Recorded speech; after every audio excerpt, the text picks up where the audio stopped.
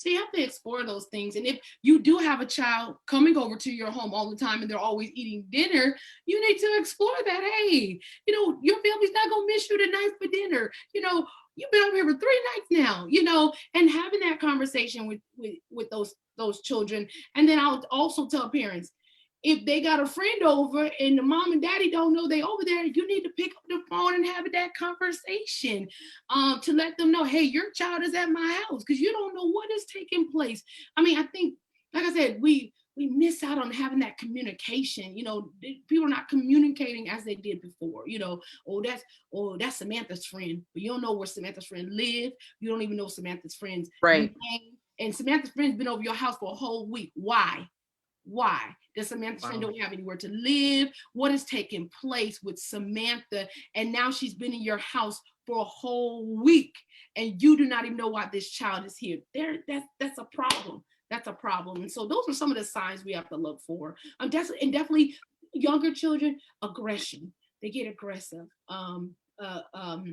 Aggressive, crying, irritability, and different things like that. So those are some of the signs you definitely have to look for. Okay, and I definitely want to make the point to make sure that everybody understands that everything you're mentioning is for the state of Virginia, that this does not go into other states. We're not sure of what all of this looks like in any other state. Bessie's experience is local, and that's here in Virginia. So I just wanted to make that clear. So don't take any of this information and pass it to someone when we're not in their jurisdiction, because we can't be, held responsible for that. So another question, at what age is it no longer considered child abuse? At what age? I know you have kids with developmental disabilities. Does that play a part in it? At what age is it no longer considered? In Virginia, it is 18 years of age. Developmental delays are not considered. There's considered an adult. They would not meet that criteria as being a child by the state of Virginia. Now, in different states, they may have different laws and different things like that. Now, they do have certain components for children who are in foster care. They can stay until they're 21, but then they have to sign up to be in there. So there's different criteria for those children who are in foster care and different things like that. But most children, when you're looking at child abuse and neglect, and if you were to call in and make a report, they have to be 18 years or younger. Yes. Okay. Awesome. Okay. And so what effect has the pandemic had on it? I know that's kind of our topic here. And so I think it's very imperative that we understand what it actually is and what it looks like before we understand the relationship between child abuse and the pandemic. So if you could go there, what effect has the pandemic had on child abuse from your seat? Definitely you will see it increase and rise in the severity of cases. The comorbidity, that's definitely like two areas. It may be neglect, but then there also may be some abuse. So maybe this kid is now falling down the stairs or been pushed down the stairs, and they go into the emergency room and they have a hairline fracture, and then they will do an MRI, or they'll do what is called, I think, a child abuse assessment, and you'll see they have multiple fractures, and they'll have healed fractures. So, if you broke your little thumb at home or whatever, you're not going to the doctor right now because we have a pandemic. So it's it's to a more critical state now. They got a full broken arm, and they're unable to move that arm. So we're seeing that.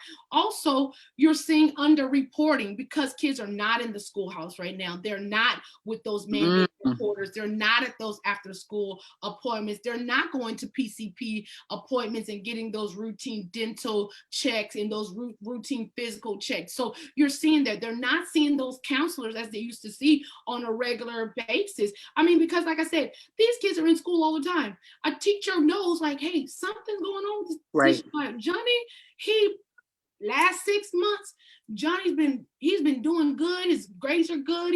He didn't have any behavior problems.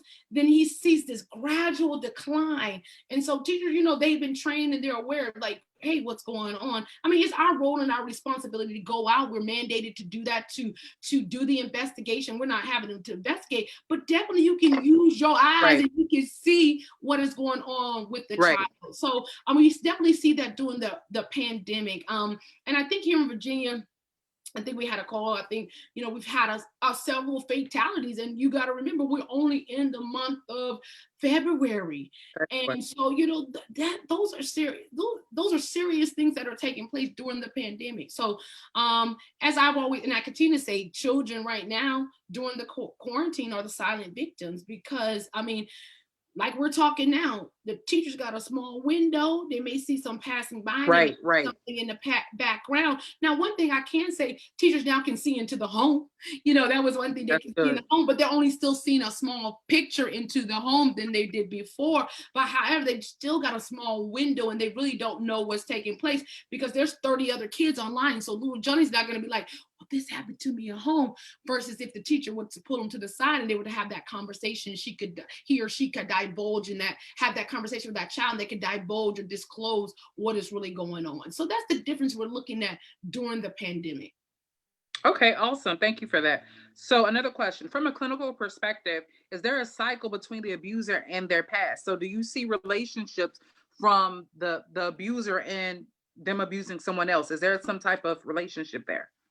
Definitely, you always see patterns of abuse. You got to remember, people are living, and I can talk to you from the clinical, they're living through their trauma. Okay. And one thing that you see really, a lot of times you'll see reoccurring generational abuse. So I had one case where I had mom, grandma, the grandkids, the great grandkids, and they all were a part of Child Protective Services. And so you will see the reoccurring abuse. And definitely where you will see reoccurring abuse is in sexual abuse cases, where maybe Johnny was assaulted by his cousin, and now Johnny has learned these behaviors, and now he's not grooming his younger brother. And then you'll see that cycle of abuse taking place, because like I said, y'all thinking sexual abuse or these things are happening for people off the street. Guess what? Did you know, I think the statistics say 85% of children know who their abusers are. Their acquaintances, their cousins, their family members. Wow. It's a janitor down the road. It is someone who they've had this relationship with that they know. So yes, when the cousins are upstairs and are all playing video games, you need to take a little walk up there, because guess what? They don't live together, and they're all in different homes, and then they're coming together. You don't know what they all been exposed to. And that still goes back to having that conversation. Oh, you had a sleepover? Well, what y'all do? And what time y'all went to bed? And who was there? And what took place? That's you having that conversation with your child and finding out what's taking place and what's going on. So those are the different things that you definitely have to look at. And that 85%, that is significant. That is a staggering number. That 85% is a known person. So it's not a stranger. It's not someone just abducting a child. It's someone that the child is comfortable with, somebody that the child feels safe with. And then that violation, if you will, just happens and breaches that relationship. So again, guess that's important to know. Most of the victims of child abuse are abused by someone that they're very comfortable with and they're familiar with. And the stat, if you will, that Bessie gave us was 85%. I think that's mind blowing, because we would like to believe it's somebody that they don't know as opposed to somebody they do. Okay, so another question that I have for you: how can the community help bring awareness to this topic?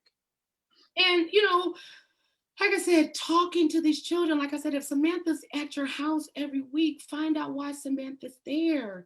And then don't, like I said, we can't pass our own judgments and our own perspective and how people should raise their children, because everybody has flaws and they make mistakes, or we would not have, the foster care system and different things like that. And I will tell you, the system was not designed to care for children, but that's what it has become now, to take care of a system is not defined to care for children. You know what I'm saying? So if you see it and you see it happening, don't not say anything about it.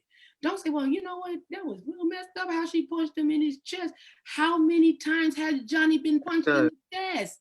How many times have Johnny been slapped across the face? And you see this, and I think I get more irritated and agitated when I'm on call, being the on-call supervisor, and somebody calls in and they've been at somebody's house and they know that it's in such unsanitary conditions, no lights, no water, plumbing issues, there's roaches and rats and different things, and you've left the child there. Why are you on the phone with me? You're at fault as well. You're calling and you're telling me, but you left the child there.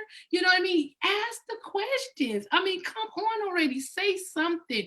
And we have anonymous hotline. If you don't want to say who you are, you don't want to give your information, but you know, you at least have the name of the child, the address, approximately how old they are, and what did you see? Not, oh, well, I thought, and that we want to know the facts. We Right. don't know what you're thinking in your mind. Did you see that the electrical sockets didn't have, was open and there was a puddle of water and the 2-year-old walked in it, or there was buckets of water, there's holes in the wall and you see ants crawling through? Yes, this happens. Rats and roaches coming through. And this is what people are living in, feces on the floor from animals. And this is what children are living in. And you see this and you don't say anything. Yeah, I'm holding you responsible today. Yes, I'm calling for some accountability today. Yes, because Good. it takes a village to raise a child. And you know, our most vulnerable population is between the ages of 0 to 6. And think about being in quarantine. Think about in the pandemic. It's cold right now. How often are those children coming out in these elements? How often are these children being seen? Some Mm-hmm. appointments now are taking 8 and 9 months for a physical. So they're just now getting medical Wow. care. Think about that. But you've seen these things going on because you've been at the house. So all of those months that they've been there and they finally maybe make it to a medical appointment, and then the medical provider says, hey, something's going on here, and they make a phone call, but you've been right there. You know, so say The whole time. something the whole time. And like I said, you could be anonymous. I mean, it's better to give your information if we want clarity or something, or we have any questions, but definitely don't hold back. Say something. And like I said, if there's a child in your home, you don't know why they're there, you don't know their parents, you don't know the situation, and they're just there with your daughter or your son, you need to ask questions. You need to ask questions. You can't just sit back. And so definitely those are some of the things I want. That's how you can help within the community as well. And that was my next question is what does support look like? But I will say this before I give you a space to just answer that question as a standalone. Your passion is just coming through the screen. I must say, it's almost like you're talking and I feel it. And you're like, yeah, you were there. You didn't say anything. How did you let that go? So I can definitely see your commitment to children and to safe spaces, if you will, and to reunification. And you hit that really lightly. And I guess before you give us how we can support or we can, report if we suspect child abuse, you mentioned it very early, and this reunification word is just sticking out to me. So if you could kind of go there for me. Well, reunification is the foster care process, you know, and like I said, parents make mistakes. We all have flaws. And yeah, little Johnny was over there. He acted a fool at school. And you know what? He probably needed that spanking, but he didn't need that spanking where he fell down the stairs and now he's cracked his skull. And I know I'm just being grandiose right now, right? I am. But let me tell you about this. Reunification is redemption. It is hope. You know, I have seen families come back together because of this process, either with their biological families or either with some blood relatives, or even finding this loving foster parent, or we call them resource parent for these children. Children are in need of love, care, and support, you know. And so definitely, I know I'm so passionate about this. I am. I'm a true social worker at heart, because I believe we have to give that second chance. And like I was thinking about, I had one mom before, and this is what I was doing foster care in Chicago. And like I said, I was a young buck. Let me tell you, hey, little firecracker. I'm still a little firecracker though. But you know, she was basically we were trying to get her to give of her parental rights for her children to be adopted by a family member. And, you know, we were talking through it and we were processing it. And she finally just said, you know, I just can't take care of them. You know, she's like, I just can't do it.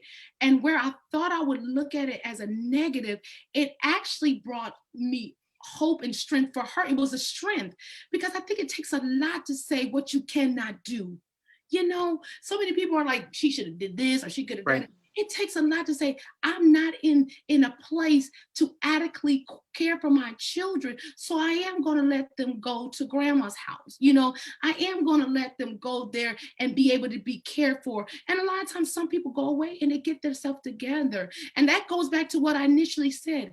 If we have that engagement, if we build that partnership, those type of situations, when they arise, if we come to that point of reunification, I hope they have built enough foundation and built this relationship that, visitation can still occur. Mom can still be able to see these children and different things. We encourage, foster parents at visitation to talk to the bio parents and different things like that. Everybody's a part of this thing. We're not leaving anybody out. It's not you do this and you do that. No, we want to build together and have that unity and continuity. Awesome. So again, we're circling back. Like I said, you mentioned it in part, but final question is, what can one do if they suspect that someone is being abused? So just walk us through that process for anybody who in the audience is listening and they suspect the child is being abused and they need the steps to follow. Definitely, like I said, get as much information as possible. If you're hearing the information third party, I definitely would encourage you to have that person who was there and visibly saw to call it in. Because have you seen a car crash? I'm going to see it differently. You're going to see it differently. And so if you were there physically at that car crash, you're going to explain it the way in which you saw it. And so if you were there at that home, or you experienced it, or you saw what happened, we want that individual to be able to report that. Each state has a 1-800 number. Some states do it by their state. Here in Virginia, we do it all by locality. So it's where the child resides. If the child resides in Hampton, you'll call Hampton or Newport News. And it gets tricky because you got the little border there. But call in with as much information as possible. The name, what they look like, what you saw, maybe even the size of the bruise. Was it as big as an orange, or was it as big as a dime? We need to know that. You know what I mean? What was it, a web? When you saw the web, did it look like a belt, a belt mark? Did it look like a hanger mark? Because those are different things. You can literally see if it's a hanger mark and it's a belt. It's two different. Be as descriptive as you can as possible. And like I said, give the facts. Don't give your perception. Okay. And even if you don't know if it's child abuse or neglect, and you have a feeling you're like, I just need to call us, because you never know. We may have got a phone call in the past. Maybe 6 months, or maybe just get back up again, and you're holding back on that. That doesn't negate to say, hey, it didn't happen, but we need as much information as possible. You got to remember, building a case, and different things like that. So I would say, just make the call. And if you see it happen, say something. And I know, and I'll say this, and I'll give it back to Shamira. I would say this, and it's hard, grandma, grandpa's out there, aunties, uncle. If niecey and nephew, son and daughter are not doing what they're supposed to do, it's okay to pick up the phone. I know it will hurt. It's hard sometimes because you're like, man, I got to report my family. But in itself, we are thinking about these children at the end of the day. Because the day that you don't say nothing, God forbid, it's a fatality. Anything can go wrong because in spite of what we felt. Just think about the children who can't speak for themselves. They can't protect themselves. They don't have that capability. That's why there's caretakers or those people that's in those positions. So I want to encourage you all to do that. Like I said, we are not the baby snatchers. We provide a level of services, from counseling to parent coaching to one-on-one, different things that we can provide you if someone made that phone call, so we can know what is going on. We won't know unless you say something. So I'll give it back to you, to Shamira.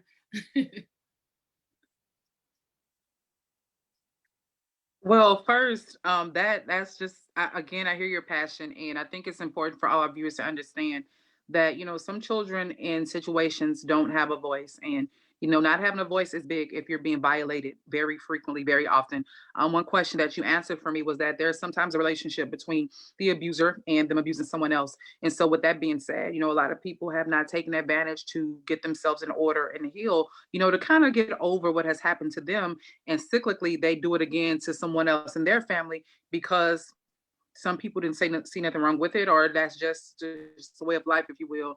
And so it is important to kind of really take heed to what Bessie said, because when someone doesn't have a voice and they're being violated, and it becomes normative and is no longer an anomaly. And so it's like, oh, where, it was a violation the first time, it happens repetitively. And so it's no longer a violation, it's a way of life. And then they grow up and they mature and they become an adult and they reenact the same thing. So it becomes this cycle of abuse because no one stopped it. So I urge, if anyone suspects it, she said it earlier, it takes a village to raise children. So if you see it, you see the signs. I'm sure this information is available on whatever CPS website that you look up, wherever you stay. And so if there are no audience questions, again, definitely want to thank Bessie for coming to share her knowledge, her passion for child abuse, for children, and for hope and reunification. That's just lingering with me. So I'm very grateful for you just even enlightening us tonight with that. And so I will let you have your final remarks, and then that will be our night.